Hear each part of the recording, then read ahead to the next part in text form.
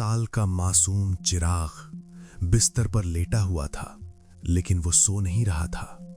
उसकी आंखें खौफ से फटी हुई थीं। उसकी गर्दन के चारों तरफ एक सफेद, लंबा और चमकीला बाल लिपटा था। वो बाल कोई मामूली बाल नहीं था। जैसे जैसे चिराग की सांसें रुक रही थीं, वो सफेद धागा उसकी कोमल खाल के अंदर धंसता जा रहा था।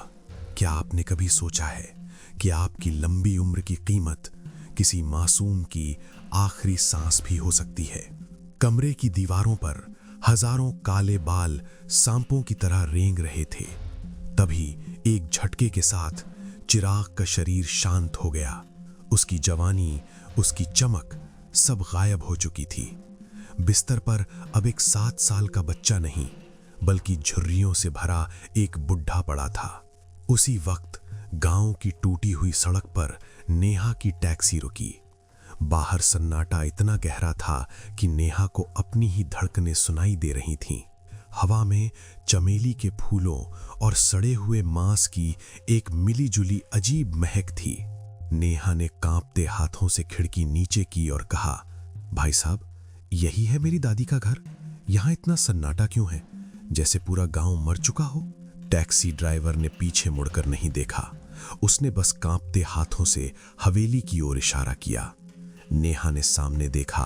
अंधेरे में डूबी वो पुरानी हवेली किसी भूखे दानव की तरह मुंह खोले खड़ी थी, और सबसे ऊपर वाली छत पर एक साया खड़ा था, जिसके सफेद बाल छत से नीचे जमीन तक सांपों की तरह लटके हुए थे। नेहा ने कदम आगे बढ़ाया।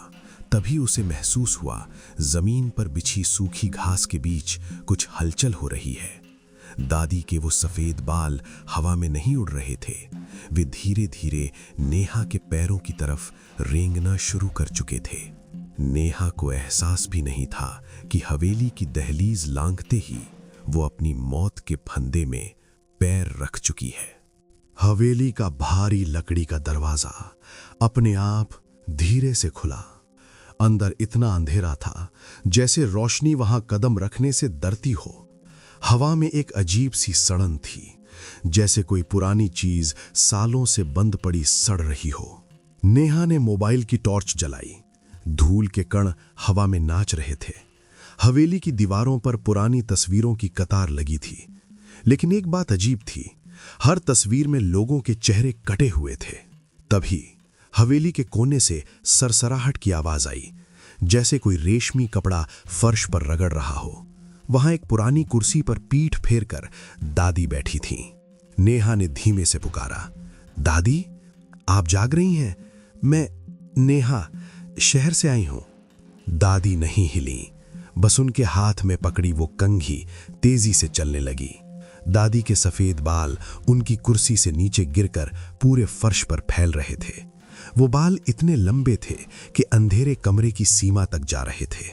दादी ने बिना मुड़े एक ठंडी हंसी हंसते हुए कहा, आ गई मेरी गुड़िया, कितनी जवान, कितनी सुंदर है तू। तेरी नस नस में जिंदगी दौड़ रही है। जैसे ही दादी मुड़ी, नेहा की चीख गले में ही फंस गई। दादी की आंखें पीली थीं और उनके चेहरे की झुर्रियां किसी सूखे हुए खेत की तरह गहरी थीं, लेकिन उनके बाल, वे सफेद होने के बावजूद किसी जवान लड़की के बालों की तरह चमक रहे थे। दादी ने अपना एक हाथ बढ़ाया। उसकी उंगलियां किसी चील के पंजों की तरह टेढ़ी थीं। जैसे ही उन्होंने नेहा का हाथ छुआ, नेहा को महसूस हुआ जैसे उसके शरीर की सारी गर्माहट कोई खींच रहा हो। नेहा ने अपना हाथ छुड़ाते हुए कहा, दादी, आपका हाथ इतना ठंडा क्यों है, जैसे जैसे किसी लाश का हाथ हो। दादी ने कोई जवाब नहीं दिया, बस अपनी पीली आंखों से नेहा को घूरती रहीं। तभी फर्श पर फैले हुए बाल अचानक हिलने लगे। वे रेंगते हुए नेहा के जूतों के ऊपर चढ़ने की कोशिश कर रहे थे। नेहा उस कमरे के दम घोटू माहौल से घबराकर बाहर की ओर भागी। हवेली का आंगन सफेद कोहरे से ढका हुआ था। तभी अंधेरे कोने से किसी ने उसका हाथ पकड़ लिया। वो गांव का मैकेनिक था, सुकेश रंधावा। उसकी आंखें लाल थीं, जैसे वो हफ्तों से सोया ना हो। उसकी फटी हुई कमीज पर मिट्टी और खून के धब्बे थे। सुकेश ने नेहा के मुंह पर हाथ रखकर कहा, चिल्लाना मत, वरना वो बाल तेरी आवाज को भी निगल जाएंगे। भाग जा यहां से बिटिया, ये हवेली अब शमशान बन चुकी है। नेहा की समझ में कुछ नहीं आ रहा था। उसने देखा कि सुकेश के हाथ बुरी तरह कांप रहे हैं। वो बार बार अपने गले को खुजला रहा था, जैसे वहां कोई चीज उसे काट रही हो। सुकेश आगे बोला, वो बुढ़िया खाना नहीं खाती, वो हमारी जवानी, हमारी सांसें पीती है।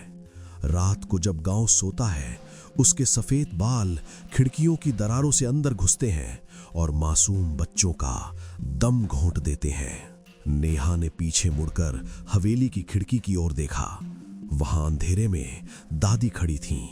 उसके लंबे सफेद बाल हवा में लहरा नहीं रहे थे, बल्कि किसी कीड़े की तरह दीवार पर रेंग रहे थे। अचानक सुकेश ने एक ठंडी चीख मारी। नेहा ने नीचे देखा। सुकेश के पैरों में वही सफेद चमकीला बाल फंदे की तरह लिपटा हुआ था। वो बाल धीरे धीरे उसे अंधेरे की ओर खींच रहा था। सुकेश ने नेहा को धक्का देते हुए कहा, भाग, दादी के बिस्तर के नीचे देख, वहां तेरी मौत मिट्टी की शक्ल में इंतजार कर रही है। सुकेश पलक झपकते ही गायब हो गया। नेहा अकेली खड़ी रह गई, लेकिन तभी उसे अपने कंधे पर एक ठंडी चीज महसूस हुई। दादी का एक लंबा सफेद बाल उसके गले की तरफ धीरे धीरे बढ़ रहा था। नेहा का पूरा शरीर पसीने से भीग चुका था। वो सुकेश की बातों को अनदेखा नहीं कर सकती थी। वो वापस हवेली के अंदर आई, दादी के कमरे की तरफ, जहां से चमेली और सड़ी हुई मिट्टी की एक मिली जुली गंध आ रही थी। कमरा पूरी तरह शांत था। दादी वहां नहीं थी, लेकिन उनकी पुरानी साड़ी बिस्तर पर ऐसे पड़ी थी जैसे कोई अदृश्य साया वहां अब भी लेटा हो। नेहा धीरे से बिस्तर के पास झुकी। जैसे ही उसने बिस्तर के नीचे टॉर्च की रोशनी डाली, उसकी चीख उसके हलक में ही दब गई। वहां धूल और मकड़ी के जालों के बीच मिट्टी की छोटी छोटी सैकड़ों गुड़िया रखी थीं। हर गुड़िया के गले में दादी का एक सफेद बाल कसकर बंधा हुआ था। अजीब बात यह थी कि उन मिट्टी की मूर्तों पर गांव के लापता बच्चों के असली कपड़े के टुकड़े लिपटे थे। नेहा ने कांपते हाथों से एक गुड़िया उठाई और फुसफुसाई, ये तो चिराग की गुड़िया है, वही बच्चा जो कल मर गया। तभी नेहा की नजर कोने में पड़ी एक नई गुड़िया पर पड़ी। वो गुड़िया अभी गीली थी, जैसे ताजी मिट्टी से बनी हो, और उसके चेहरे की बनावट बिल्कुल नेहा जैसी थी। उस गुड़िया के सीने में एक सुई चुभी हुई थी। जैसे ही नेहा ने उस गुड़िया को छुआ, उसे अपने सीने में एक तेज दर्द महसूस हुआ, जैसे कोई असली सुई उसके दिल के पार हो गई हो। तभी कमरे का दरवाजा धमाके के साथ बंद हो गया। अंधेरे में दादी की हंसी गूंजी और बिस्तर के नीचे रखी वो सैकड़ों मिट्टी की गुड़ियां एक साथ अपनी गर्दनें हिलाने लगीं। कमरा बंद था। नेहा के हाथ से टॉर्च गिर गई। अंधेरे में उसे महसूस हुआ कि कमरे का तापमान एकदम से गिर गया है। हवा में बर्फ जैसी ठंडक और सड़े हुए मांस की बदबू फैलने लगी थी। दीवारों के पीछे से अजीब सी सरसराहट की आवाज आने लगी, जैसे हजारों छोटे पैर एक साथ ईंटों पर चल रहे हो। नेहा ने कांपते हाथों से दीवार की ओर हाथ बढ़ाया। जैसे ही उसकी उंगलियों ने दीवार को छुआ, उसे ईंटें महसूस नहीं हुई। वहां मुलायम और गीले रेशे थे। दादी के सफेद बाल दीवारों की दरारों से निकलकर मकड़ी के जालों की तरह पूरे कमरे को जकड़ रहे थे। नेहा ने फर्श की ओर देखा। बिस्तर के नीचे से निकली वो गुड़ियां अब कांप रही थीं। वे मिट्टी की मूर्तें अपने नन्हे हाथ हिला रही थीं, जैसे वे किसी गहरे दर्द में हों। नेहा सिसकते हुए चिल्लाई, ये क्या है? छोड़ो मुझे, दादी बचाओ मुझे। अचानक छत के रोशनदान से बालों का एक भारी गुच्छा नीचे गिरा। वो बाल नेहा के गले के चारों ओर किसी जिंदा सांप की तरह लिपट गए। उसका दम घुटने लगा। उसकी आंखों के सामने अंधेरा छाने लगा।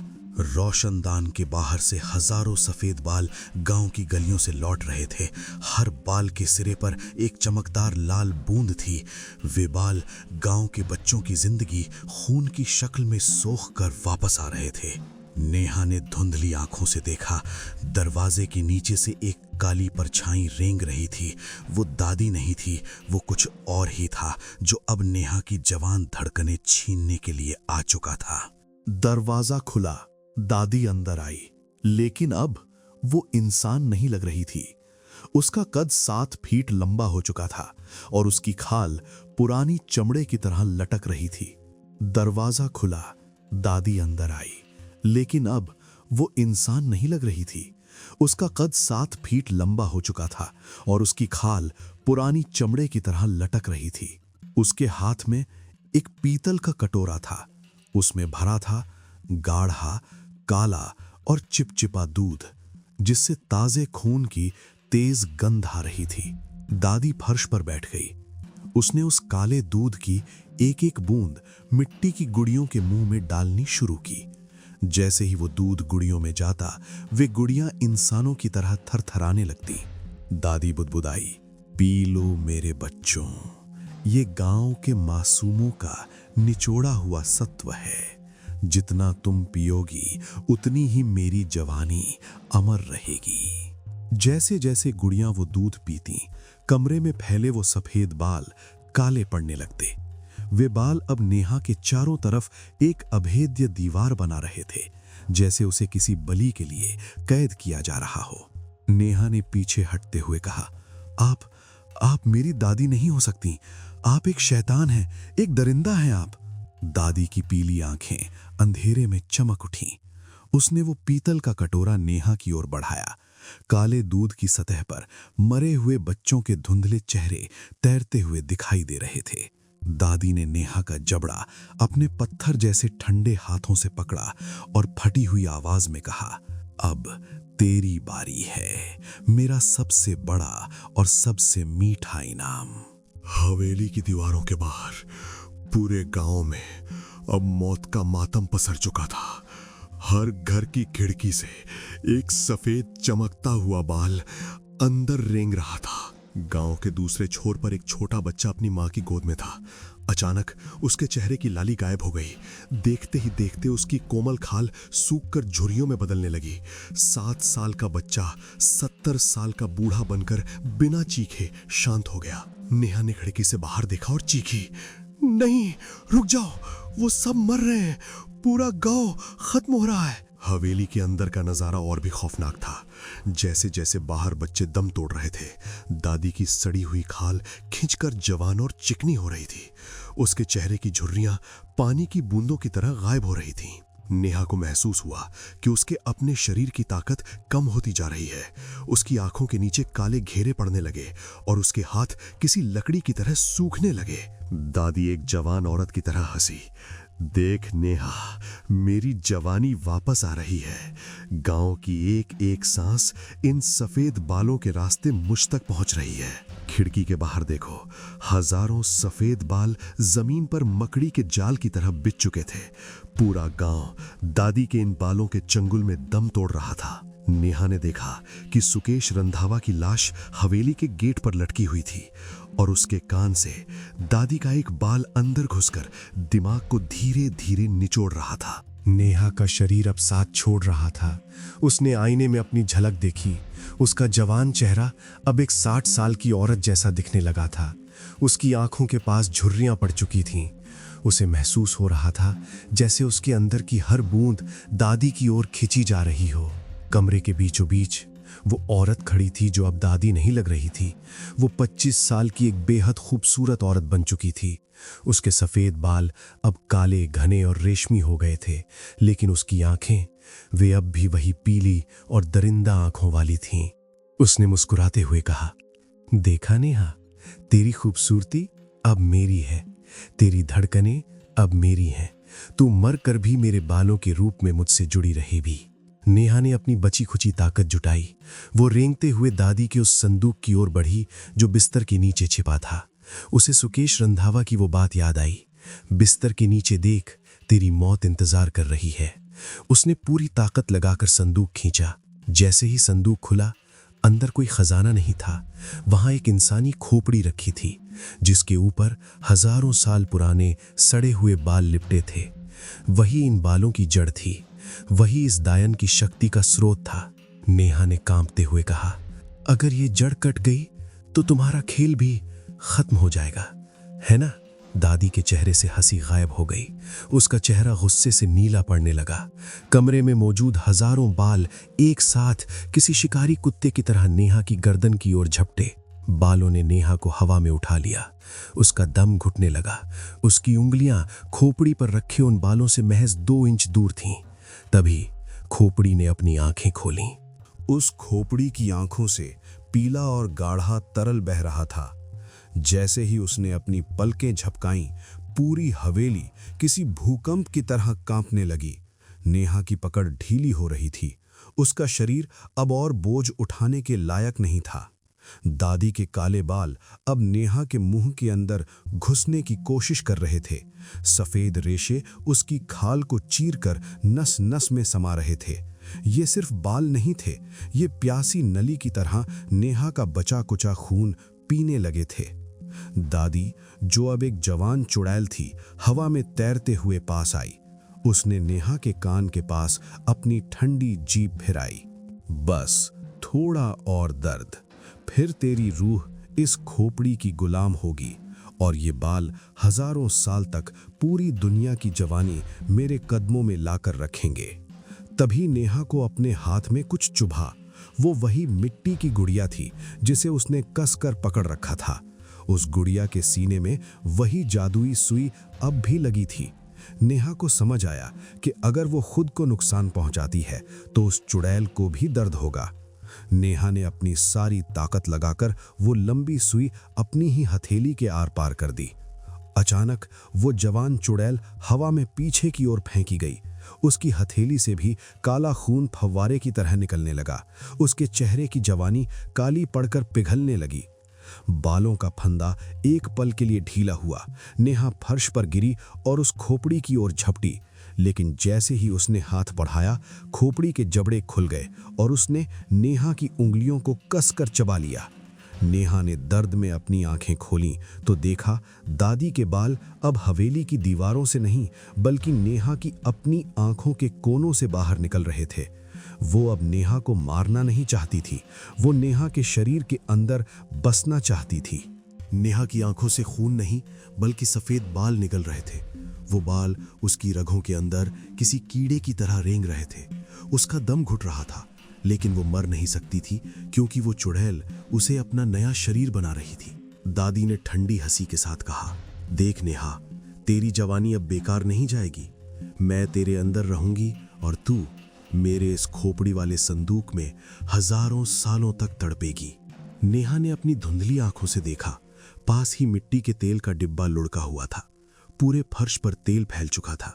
उसने अपने कांपते हाथों से दादी की उस गीली मिट्टी की गुड़िया को उठाया जिसमें उसकी रूह कैद थी। नेहा ने अपनी जेब से सुकेश रंधावा की दी हुई माचिस निकाली। उसने माचिस की तीली जलाई और उसे उस तेल से भरे फर्श पर और उस खोपड़ी पर फेंक दिया। एक पल में पूरी हवेली आग की लपटों में घिर गई। वो सफेद बाल आग लगते ही किसी जिंदा सांप की तरह तड़पने और जलने लगे। दादी की जवान खाल पिघलने लगी। उसकी जवानी राख बनकर फर्श पर बिखर रही थी। हवेली की दीवारें गिरने लगीं। नेहा ने देखा कि उसके शरीर से वो सफेद बाल जलकर बाहर निकल रहे थे। वो लड़खड़ाते हुए हवेली से बाहर निकली। पीछे मुड़कर देखा तो दादी का वो साया आग की लपटों के बीच धुआं बन चुका था। नेहा ने आसमान की ओर देखा और कहा, सब खत्म हो गया। गांव अब सुरक्षित है। नेहा अपने शहर वापस लौट आई। 1 महीने बाद जब वो अपने कमरे के आईने के सामने बैठी थी, उसने अपनी कंघी उठाई। उसका चेहरा जवान था, सब कुछ ठीक था, लेकिन जैसे ही उसने कंघी की, आईने के कोने में उसे दादी की पीली आंखें दिखाई दी। क्या हम सच में बुराई को जलाकर खत्म कर सकते हैं, या वो सिर्फ अगली नस्ल के खून में पनपने का इंतजार करती है? नेहा ने अपनी कंघी में देखा। वहां एक लंबा सफेद और चमकीला बाल किसी सांप की तरह लिपटा हुआ था। डरावनी इंडियन कहानियां सब्सक्राइब करना मत भूलना।